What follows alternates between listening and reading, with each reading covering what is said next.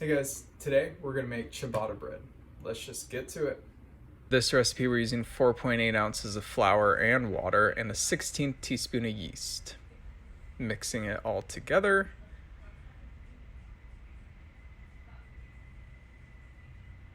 And we're going to mix it up and cover it with plastic wrap and let it sit for about 16 hours. To assemble the final dough, we'll have 11.2 ounces of bread flour, 6.9 ounces of water, 1.5 teaspoons of salt, and 5/8 of a teaspoon of yeast, along with our little pre-ferment that's been sitting for about 16 hours, and the smell should smell awesome. Now, what we're going to do, just add in the flour and the water. Put in our pre-ferment.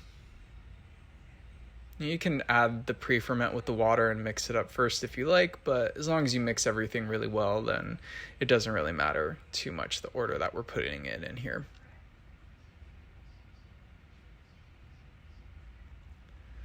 Finally, we take the instant yeast and pour it on top, and we're just gonna mix it all together.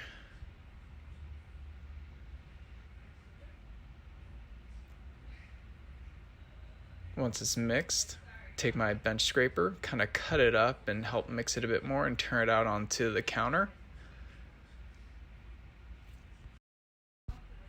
So what we're gonna do is do this kneading method where we scoop our hands underneath it, slap the dough down, and then flip the dough over on top of itself. We're gonna do this just like that.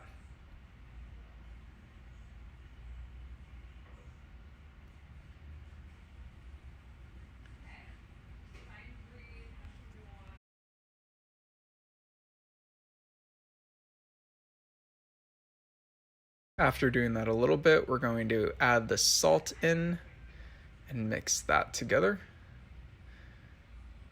Put the salt just more on top of the dough, kind of fold the dough over itself, flip it around. Then we're going to grab our bench scraper and cut the dough up just to incorporate the salt fully. You can just mash up the whole dough completely. Then from here, we're going to go back to our kneading method. And after you do this for quite a long time, you're going to see that the dough gets a little bit softer, more tacky overall, and becomes a lot less sticky. You've incorporated a lot more air in the dough at this point, so it holds its structure a lot better, and you have this nice smooth surface of the dough.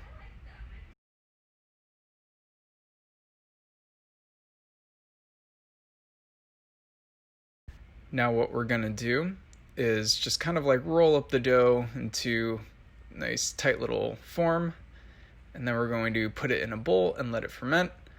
Maybe I should clean that first. Next morning, take the dough out of the fridge. We're gonna flip it out over itself, and we're going to make a sequence of turns. So the first turn is going to be taking one end, folding it over itself, take the opposite end, fold over, and then do it with the other sides, forming a sort of square. We're going to do this first thing in the morning, place in the bowl, and let it sit for 2 hours.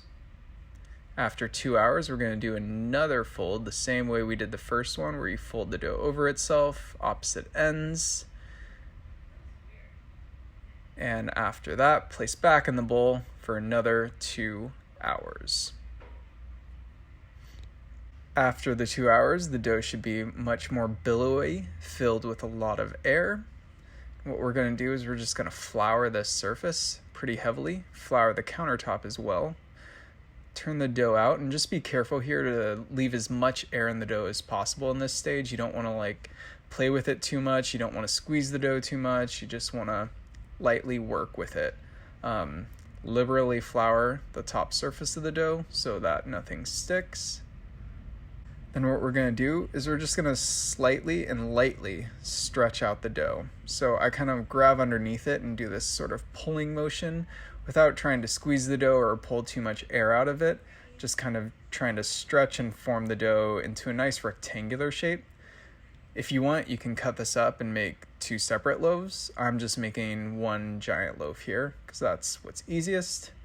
kind of flipping and stretching lightly until it's the right shape, and I'm going for, that looks pretty good. Okay, now what we're going to do is just flour the dough a little bit more, and we're going to take a baking sheet that's flipped upside down and floured and turn the dough onto the baking sheet.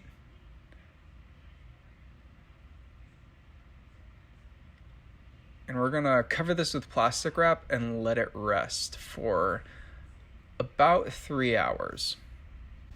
Once the dough is done resting, I like to take a knife and kind of slide it underneath the dough, not cutting the dough, just to make sure that I'm not gonna have any parts stick to the surface of the pan when I'm trying to slide it into the oven. For baking, have your oven set to 460 degrees with a baking stone in the preheated oven, and we're just going to try and slide the ciabatta dough onto the surface of the baking stone. And now what we want to do is take either a squirt bottle or maybe a cup with some water and just spray all around the oven, creating a nice steamy environment. And try not to spray directly on the dough itself. We just want to create steam in the oven itself and not get the dough wet. After about 2 minutes, we're going to spray some more water in the oven just to make sure that we have a nice steamy environment for the entire first part of the baking before a crust forms. After another 2 minutes, we're going to do the same thing, spraying a bit more, and just making sure we have a good, moist environment. So I baked this loaf for a total of about 35 minutes. I baked it at 460 degrees for about 15 minutes, turned the oven down to 450 degrees and baked for another 15 minutes. And then I turned the oven off and left the dough in the oven with the oven off for about 5 minutes. If it gets too dark, you can take it out earlier. You can leave it in a little bit longer if it's not dark enough, and we end up with this result. So I had thoughts about posting this video just because this bread didn't turn out exactly the way I wanted it to.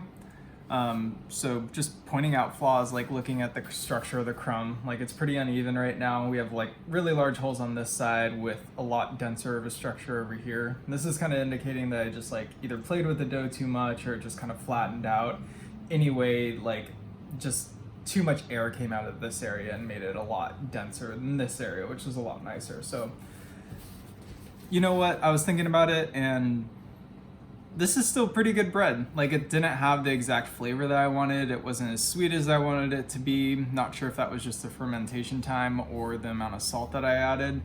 But you know what, just had dinner, ate this bread with some pasta, and was really good. So I'm gonna post this video because not everything needs to be perfect and not everything has to be, you know, high bakery level, especially if you're baking at home like most of us are. So you know what? Hope you guys enjoy this ciabatta bread. See you next time.